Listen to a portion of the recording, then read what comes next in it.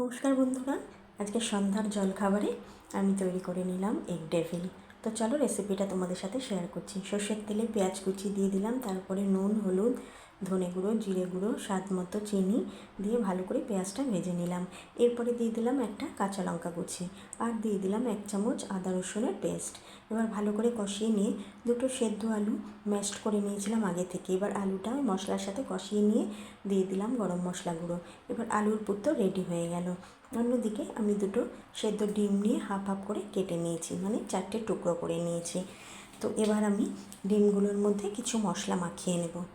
এবার উপর থেকে দিয়ে দেবো একটু সামান্য নুন, কাশ্মীরি লঙ্কার গুঁড়ো, একটু হলুদ গুঁড়ো আর দিয়ে দেবো একটু গোলমরিচের গুঁড়ো, যাতে করে খাওয়ার সময় ডিমটা আলুনি না মনে হয়।